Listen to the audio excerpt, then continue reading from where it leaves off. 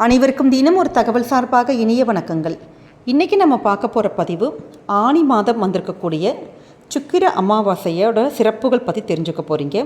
பதிவுக்குள்ளே போகிறதுக்கு முன்னாடி நம்ம சேனலை சப்ஸ்கிரைப் பண்ணாமல் பார்த்துட்ருக்கோங்க. கண்டிப்பாக சப்ஸ்கிரைப் பண்ணிக்கோங்க.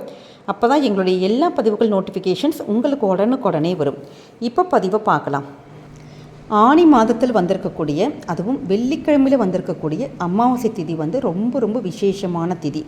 நம்ம இந்த வெள்ளிக்கிழமையில் வந்திருக்கக்கூடிய சிறப்பான அமாவாசைங்கிறதுனால நம்ம செய்யக்கூடிய சின்ன சின்ன வழிபாட்டு முறைகள் கூட நமக்கு ரெட்டிப்பு பலனை கொடுக்கும். அப்படி நம்ம வீட்டிலே செய்யக்கூடிய எளிமையான அமாவாசைக்கு வந்து நம்ம என்ன பண்ணினா நம்ம குடும்பத்துக்கு ரொம்ப நல்லது, நம்ம எந்த பூஜைகள் செஞ்சால் நம்ம ரொம்ப நல்லபடியாக இருக்கலாம் அப்படிங்கிறதுக்கான ஒரு சிறப்பு பதிவு தான் தெரிஞ்சுக்க போகிறீங்க. அமாவாசை வழிபாடு அப்படின்னு சொல்லிட்டாலே ஃபஸ்ட்டு நம்ம கண்ணு முன்னாடி நிற்கிறது என்னென்னு கேட்டிங்கன்னா, பித்தர்களுடைய வழிபாடு, நம்முடைய முன்னோர்களுடைய வழிபாடு செய்கிறது. அதுக்கப்புறம் குலதெய்வ வழிபாடு. இது ரொம்ப ரொம்ப ஒரு முக்கியமானது பண்ணணும். ஏன்னு கேட்டிங்கன்னா, நம்ம குடும்பத்தில் இருக்கிற சுபகாரிய தடைகள், அதாவது கல்யாண வயசில் இருக்கிற ஆண்களாக இருக்கட்டும் பெண்களாக இருக்கட்டும், நம்ம வீட்டில் கல்யாணம் நடக்காமல் ஏதோ ஒரு தடைகள் தாமதப்பட்டுக்கிட்டே இருக்குது பார்த்தீங்களா, அவங்கெல்லாம் கண்டிப்பாக இந்த முன்னோர்களுடைய வழிபாடு நம்ம யார் ஒருத்தங்க அமாவாசைக்கு வந்து எளிமையான முறையில் நம்ம முன்னோர்கள் வழிபாட்டை செய்கிறோமோ அவங்களுக்கு நிச்சயம் திருமணமானது நடக்குங்க. அதனால தான் நம்ம எப்பயுமே வந்து இந்த மாதிரி சுபகாரிய தடைகள்னு வீட்டில் சொன்னாலே ஃபஸ்ட்டு பித்தர்களுக்கான வழிபாடுகளை நீங்கள் கரெக்டாக பண்ணுங்கன்னு சொல்லுவாங்க.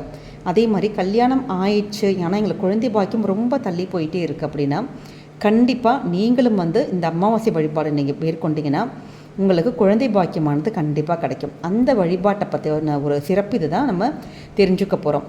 இந்த முறை நிறைய பேர் வந்து தர்ப்பணம் பண்ணுவாங்க. கரெக்டாக எல்லா மாதமும் அமாவாசையில் பண்ணுவாங்க. கரெக்டாக ரெகுலராக சில வீட்டில் அது வந்து பழக்கங்களாக இருக்கும். ஆனால் எங்களுக்கு அப்படி தர்ப்பணம் பண்ணிலாம் பழக்கங்கள் இல்லைம்மா அப்படின்னா, வீட்டிலே பெரியவங்களுடைய அந்த மாமனார் மாமியாராக இருக்கலாம், அம்மா அப்பாவாக இருக்கலாம், நம்முடைய முன்னோர்கள் இருப்பாங்க பார்த்திங்களா, அவங்களுடைய ஃபோட்டோ ஏதாவது இருந்ததுன்னா ஃபோட்டோ வச்சு இலை போட்டு படையல் என்ன அவங்களுக்கு பிடிக்குமோ, இல்லாட்டி உங்களால் என்ன சாதாரணமாக ஒரு எளிமையான சைவ சாப்பாடு, ஒரு நம்ம என்ன சொல்கிறோம், நம்ம வீட்டில் என்ன சமைக்கிறோமோ அந்த சாப்பாட்டை ஒரு இலை போட்டு மட்டும் வச்சு படைக்கிற பழக்கங்கள் நிறைய குடும்பத்தில் இருக்குது. அப்படி இந்த அமாவாசை அன்னைக்கு எதுக்காக நம்ம வந்து படையல் போட்டு பண்ணுறோம், நம்ம சுவாமி கும்பிட்றோன்னு கேட்டிங்கன்னா, அமாவாசைக்கும் பௌர்ணமிக்கும் மட்டும் பிரபஞ்சத்தோட சக்திகள் வந்து ரொம்ப அதிகமாக இருக்கும். அந்த நேரத்தில் நம்ம என்ன கேட்குற வரங்களாக இருக்கட்டும், நம்ம என்ன நினச்சி நம்ம சுவாமி கும்பிட்றது, முன்னோர்களை கும்பிட்றது, நம்ம என்ன கேட்டாலும் கேட்குற கோரிக்கைகள் அப்படியே நமக்கு நடக்குமா. ஏதாச்சும் ஒரு தோஷங்கள் பித்திரு தோஷங்கள் இருந்தால் கூட நம்மை விட்டு விலகி போய்விடுன்னு ஒரு ஐதீகம் இருக்குங்க. அப்படி உங்களுக்கு படையல் போட்டு வந்து பழக்கங்கள் இருந்ததுன்னா உங்களுக்கான நாங்கள் தர்ப்பணம்லாம் நாங்கள் பண்ண மாட்டோமா, குடும்பத்தில் பழக்கம் இல்லைன்னா நீங்கள் சமைச்சிருக்கீங்க பார்த்தீங்களா சாப்பாடு, அதிலே ஒரே ஒரு பிடி சாதம் எல்லாமே காய் கூட்டு எல்லாமே சேர்த்து வச்சுட்டு அதில் கொஞ்சோண்டு எள் மட்டும் கலந்து அன்றைய தினம் மதியானத்துக்கு காக்காவுக்கு வந்து தயவு செஞ்சு அன்றைக்கி என்ன இருக்கோ உங்ககிட்ட நீங்கள் வந்து படையல் போடாமல் நீங்கள் பழக்கங்கள் இல்லாமல் இருந்தால் கூட பரவாயில்லங்க. காலையில் குளிச்சுட்டு சமைக்கிறீங்க பார்த்தீங்களா, அதில் ஒரே ஒரு பிடி காக்காவுக்கு கொஞ்சோண்டு எள் கலந்து, இல்லாட்டி எல்லே எங்கள் வீட்டில் இல்லைம்மான்னு சொன்னால் கூட பரவாயில்ல, வெறும் ஒரு பிடி சாதம் காக்காவுக்கு வச்சு பாருங்கள். ஏன்னா முன்னோர்கள் வந்து அன்றைய தினம் காக்கா ரூபத்தில் வந்து நம்ம எப்பயுமே காக்காக்கு சாதம் வைக்கிறதே அதுதான். ஏதோ ஒரு ரூபத்தில் முன்னோர்கள் வந்து அந்த காக்கா ரூபத்தில் நம்ம வீட்டுக்கு வரதா ஒரு ஐதீகம் இருக்குது. அதனால் தயவு செஞ்சு அன்னைக்கு, அதாவது ஒரு அன்னதானம் கொடுத்ததற்கான ஒரு பலன், அதனால் ஒரு பிடி சாதம் அன்னைக்கு நீங்கள் காக்காக்க வைங்க. இல்லை எங்கள் ஏரியாவில் காக்காலாம் அப்படி வராதுமா அப்படின்னு சொன்னாலும் பரவாயில்ல, நீங்கள் ஒரு எறும்புக்கோ இல்லை அந்த இடத்துல நீங்கள் வச்சுருங்க, உங்களோட மொட்டை மாடியிலையோ பால்கனிலையோ வச்சுருங்க. எறும்போ ஏதாச்சும் ஒன்று ஒரு பறவையோ வந்து கண்டிப்பாக சாப்பிட்டுட்டு போகும். இந்த ஒரு தானமானது கண்டிப்பாக நமக்கு முன்னோர்களுடைய ஆசீர்வாதங்களானது பரிபூர்ணமாக கிடைக்கிறதா ஒரு ஐதீகம்.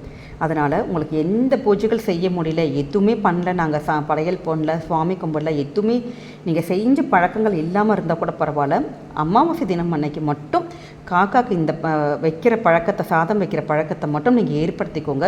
நிச்சயம் முன்னோர்களுடைய வழிபாடு ஆசீர்வாதங்கள் உங்களுக்கு எல்லாமே கிடைக்கும். உங்களுடைய வாழ்க்கையோட தரம் இருக்குது பார்த்தீங்களா, நம்முடைய குடும்பத்தோட பொருளாதார தரமானது நிச்சயம் உயரும். அது மட்டும் இல்லாமல் இது வெள்ளிக்கிழமையில் சேர்ந்து வந்திருக்கிற அமாவாசை அன்றைய தினம் நீங்கள் பக்கத்தில் பசுமாடு ஏதாச்சும் இருக்கிறது, நம்ம தெருவுலலாம் வரும் பசுமாடு, அப்படி இல்லாட்டி பக்கத்தில் கோசாலை இருக்குது, கோவில் பக்கத்தில் பசுமாடு நிற்கிது, அப்படி இருந்ததுன்னா நிச்சயம் நீங்கள் அகத்திக்கீரையோ வாழைப்பழமோ இல்லை பச்சரிசி வெல்லம் கலந்தது அது மாதிரி ஏதாவது ஒரு உணவு வந்து நீங்கள் அன்னைக்கு தானமாக கொடுத்து பாருங்கள். ஏன்னு கேட்டிங்கன்னா, பசுமாட்டில் தான் எல்லா தேவர்களும் எல்லா தெய்வங்களும் இருக்கிறதா ஐதீகம். அன்றைய தினம் நம்ம அதுவும் வெள்ளிக்கிழமையோடு சேர்ந்து வந்திருக்கிற அமாவாசைங்கிறதுனால இந்த ஒரு தானம் மட்டும் நீங்கள் அன்றைக்கி செஞ்சு பாருங்களேன். நிச்சயம் நம்முடைய குடும்பத்தில் நல்ல ஒரு மகாலட்சுமி அம்சம், நல்ல குடும்பத்தில் அடுத்ததுன்னு சொல்லிட்டு நல்ல ஒரு சுப நிகழ்ச்சிகள் நம்ம குடும்பத்துக்கு வந்துக்கிட்டே இருக்கும். அமாவாசை திதியில் நீங்கள் மறக்கக்கூடாத ஒரு விஷயம் என்னன்னு கேட்டிங்கன்னா, அன்று குலதெய்வ வழிபாடு. நிறைய பேருக்கு குலதெய்வ கோவிலுக்கு போகிற பழக்கங்கள் இருக்கும். ஆனால் இப்போ இருக்க காலகட்டத்தில் நிறைய பேருக்கு அது மாதிரி போகக்கூடிய வாய்ப்புகள் வரமாட்டேங்குது. ரொம்ப தூரத்தில் இருக்குது, இல்லாட்டி வேலைக்கு போக வேண்டிய சூழல், இல்லை வீட்டு சூழல், ஏதாச்சும் ஒரு காரணங்களால் குலதெய்வ கோவிலுக்கு அப்படி போக முடியல. அப்படி உங்களுக்கு போக வாய்ப்பு இருந்தால் நீங்கள் அங்கே போய் அன்றைக்கி போய் வழிபட்டுட்டு வரலாம். அப்படி இல்லைம்மா எங்களுக்கு போக முடியாதவங்க என்ன பண்ணலான்னு கேட்டிங்கன்னா, அன்றைய தினம் சாயங்காலம் வீட்டில் நம்ம விளக்கேற்றுறப்ப சின்ன ஒரே ஒரு அகல் தீபம், ஒரு நெய் தீபம் மட்டும் நீங்கள் வச்சுட்டு, உங்களுடைய குல தெய்வத்துக்கான ஒரு தீபம் அப்படின்னு சொல்லிட்டு மஞ்சள் குங்குமம் போட்டெல்லாம் வச்சு ஒரு தீபம் மட்டும் நீங்கள் ஏற்றி பாருங்களேன். நிச்சயம் குலதெய்வத்தோடைய ஆசி உங்களுக்கு பரிபூரணமாக கிடைக்கும். அமாவாசை திதி அன்னைக்கு யார் ஒருத்தங்க குலதெய்வ வழிபாட்டை மறக்காமல் எல்லா தடவையும் நம்ம செய்கிறோமோ, நம்ம கண்டிப்பாக நம்முடைய குலமானது நல்ல தழைக்கும், வம்சம் விருத்தி அடையும். குடும்பத்தில் இருக்க சுப நிகழ்ச்சிகள், நம்மளுடைய ஏதாச்சும் ஒரு பிரச்சனைகள், இது எல்லாமே கண்ணு முன்னாடி அப்படியே கரைஞ்சு போயிருமா. ஏன்னா அப்படிப்பட்ட சக்திகள் அந்த நாளில் அமாவாசை திதி அன்னைக்கு அந்த பிரபஞ்சத்தோட சக்திகள் ரொம்ப அதிகமாக இருக்கும். அந்த நாளில் உங்களுடைய நம்ம வீட்டில் ஏதாவது ஒரு உங்களுக்கு தெரியும் பார்த்தீங்களா பிரச்சனைகள், நம்ம குடும்பத்தோட பிரச்சனைகள், நீங்கள் சொல்லி நீங்கள் அன்றைக்கி வேண்டி பாருங்கள். குலதெய்வத்துக்கு ஒரு அகல் தீபம் மட்டும் செஞ்சு பாருங்கள், வீட்டில் வேத்தி பாருங்கள். நிச்சயம் குடும்பமானது நல்ல நிலைமைக்கு வருங்க. அமாவாசை திதியில் நம்ம இன்னொரு முக்கியமான ஒரு விஷயம் பண்ணணும். நிறைய பேர் வீட்டில் திருஷ்டி எடுப்பாங்க அமாவாசை அன்னைக்கு. அப்படி திருஷ்டி எடுக்கிறப்ப நம்ம சாதாரண நம்ம எப்பயும் போல் நம்ம கடுகு, அந்த மிளகா அது மாதிரி வச்சு திருஷ்டி எடுக்காமல் சும்மா வெறும் கற்பூரம் இருக்குது பார்த்தீங்களா, கற்பூரத்தை வச்சு மட்டும் உங்கள் குடும்பத்தில் திருஷ்டி மட்டும் நீங்கள் எடுத்து பாருங்களேன். எப்படிப்பட்ட திருஷ்டிகளும் போகும். இப்போ வியாபார ஸ்தலத்தில் இருக்கிறீங்கன்னு கேட்டிங்கன்னா, நீங்கள் எலுமிச்சம்பழத்து மேலே ஒரு சூடம் வச்சு திருஷ்டி எடுக்கலாம், இல்லாட்டி வெண்பூசணி வச்சு நீங்கள் சுற்றி எடுக்கலாம்.